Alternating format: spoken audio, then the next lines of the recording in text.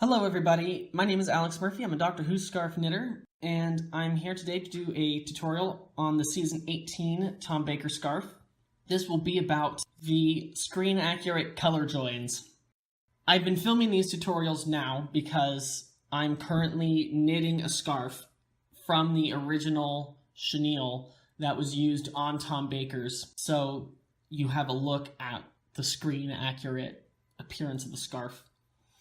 One of the unique things about this particular scarf, aside from it being made of chenille, is the color changes. On the Hero scarf, a new color block just begins. But June Hudson wanted these colored bands that stripped across.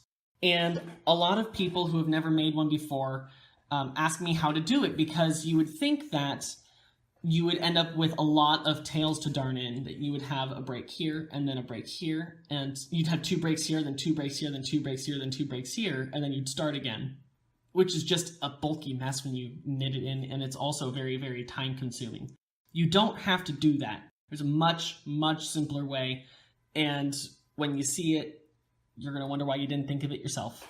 So let's do this. So you're going to start here, at the end of your main block. When you have all of the rows in the main block done, you're going to take your yarn, the rest of your working yarn, and you're going to move it to the right. I'm right-handed, so I keep mine on the left. Continental knitters. Continental English? I don't remember which one.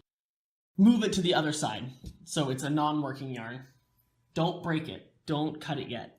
Take your new yarn, and you're going to leave yourself a tail.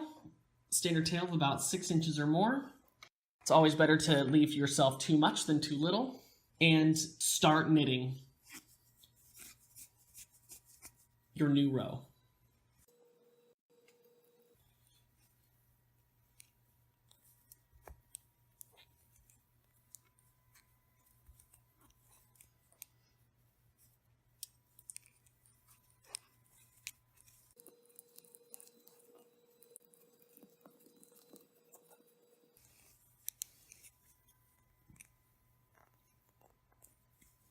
All right, so once you're at the end of your row, you're going to take your work, spin it around, and go back the other way, just like you normally would.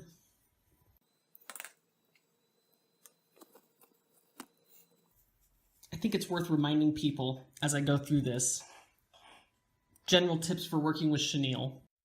I always slip the last stitch with chenille because chenille is a non-elastic fiber. So the yarn won't tighten up on the end after you're done knitting with it. So what you end up with is a bunch of just extra bulk. It ends up being very wavy and messy and gross, and I'm not a big fan of it. But when you're working in the main body of it, you really want to make sure when you put your needle in that you're pulling the chenille through like that. You see how the chenille there will move with it? That's what you want to do. The problem is that because of the way that chenille is made, the fibers will catch on each other, and you'll end up with the fibers actually creating a bare spot off of the core, and it will keep the yarn from equalizing the tension. That's how you end up with worming. You'll get a big stitch that doesn't want to move, and it's surrounded by 2 really tiny, tight stitches because of the thread, because of the chenille having a bare core, because you didn't let it move through the fabric as you knitted. For more on this topic, please visit my other video about working with chenille, as I talk about this in detail.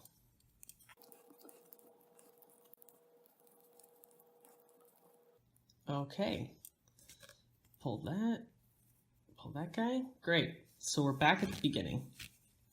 Now you have your first rib of your new color. In this particular case, it's in rust. So turn your work back to the other side. Here we are, here's our new rib. And we're going to take our yarns. Here's the old yarn, here's the new yarn.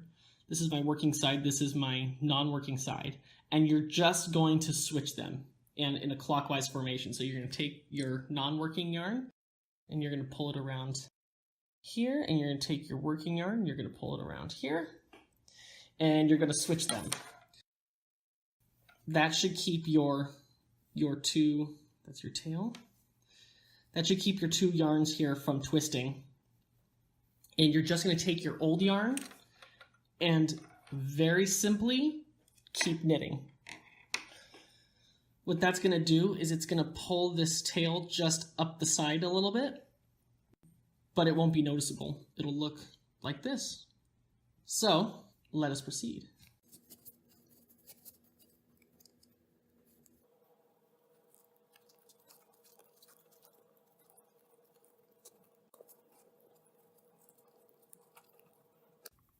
All right. Cool. So we're here. This is actually a little tight. I'm a little nervous, but it should be okay. So we're back, and now we have two ribs. We have half of our color change. The next thing that you're going to do, you guessed it, is flip the work around, move your yarns, and continue on as normal.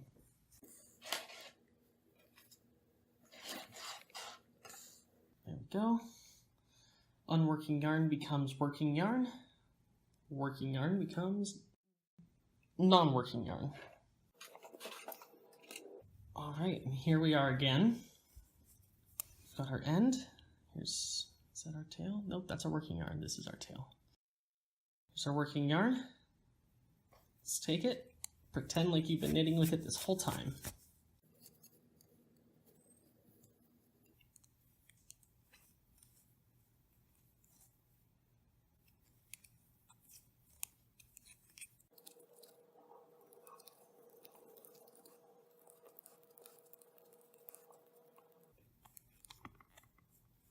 And once again, we're at the end. We're going to take it, turn it around, go all the way back as normal.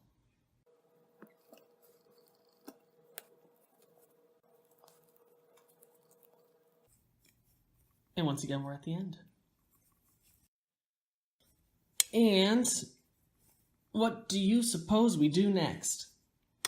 We take our work, we turn it around,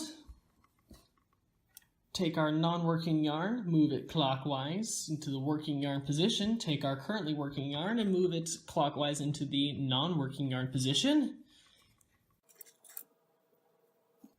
And we continue with the last rib.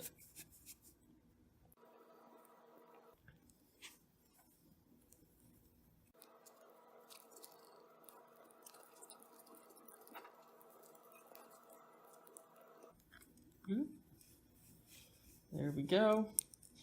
And we turn it back around.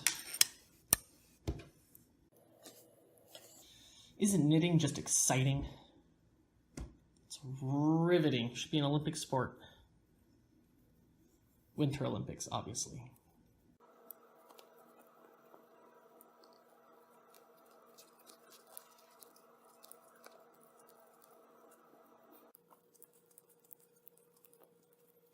All right, so we get back to the end of that.